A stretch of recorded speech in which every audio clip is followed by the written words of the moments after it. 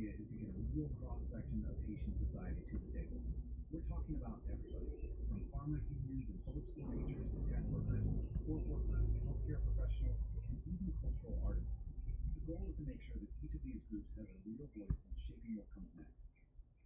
Okay, so that's the who, but what about the how and the when? This isn't just a vague idea. The proposal actually includes a phased, 3-year timeline for getting all of this done. They now control a staggering 85% of the capital, Port-au-Prince. The state has essentially lost control, and that has created an absolutely devastating security crisis for millions of people. And these aren't just abstract numbers, right? This is a massive, massive human cost. We're talking about over 1 million people forced to flee their homes because of violence. More than half the country is living in poverty. And a basic utility, something we take for granted like electricity,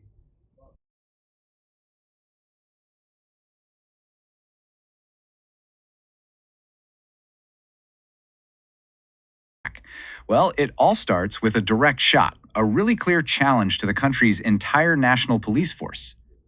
The letter's main point is this: that the creation of the civil police was a manifest violation of the constitutional spirit. I mean, just think about that for a second. They aren't just arguing about policy or funding. They're saying the police force's very existence is fundamentally wrong. So the letter takes us back to 1994, when this police force was created. They claim it was designed under foreign influence and, this part is really important, it was placed outside the traditional national defense structure. It reports to the Ministry of Justice instead. So what you have here is this incredible contrast at the core of their argument. On one side, you've got the Army, which they paint as the historic, legitimate guardian of the Constitution, and on the other side, the police are framed as this illegitimate entity that was basically born from outside pressure. You can see this is way more than just a legal debate. It's a fight over national identity. Okay, so you might be wondering, what's the legal backup for a claim this huge? Well, the authors don't just lean on national history, they actually ground their entire argument in principles of international law.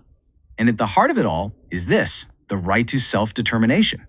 They're arguing that a police force created under foreign influence is a direct violation of this core principle. The right of a people to shape their own country without outsiders calling the shots.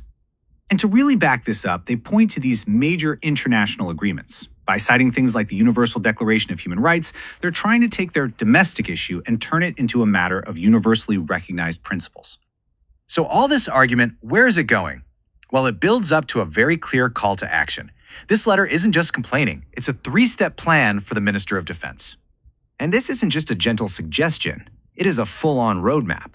Step 1, bring the Army back to full power. Step 2, get rid of the current police authority. And Step 3, and this is where it gets really interesting, start the process of creating an entirely new form of government. That third demand? Wow. This is where things get really wild. This goes so far beyond just reforming the police. And there it is, plain as day. The letter explicitly calls for bringing back the Empire of Haiti.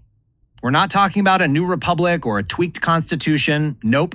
They're calling for a return to a monarchical system, a complete 180 from how the country is run today.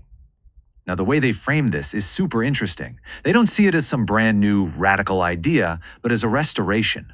They call the empire a traditional and indigenous institution, basically saying it's the only authentic, legitimate way to govern, the one that's truly rooted in the nation's history. And they wrap it all up with this incredibly powerful declaration that really drives their main point home. It says the Army's ultimate loyalty isn't to any politician or government, but directly to the people and the Constitution it's supposed to protect. So what does this all leave us with? I mean, this letter brings up a massive question that goes way beyond Haiti. How should a nation define its own sovereignty? Is it about following modern international rules? Or is it about a country's own unique history and what its people see as their true indigenous traditions? It's a huge debate about the past, the present, and the future.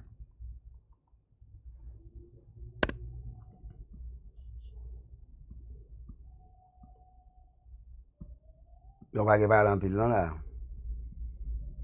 Ba ge live anko. Like, to be honest, bon gade mwen YouTube liye gonya. Ba ge live anko. Wan? Past, the present, and the future.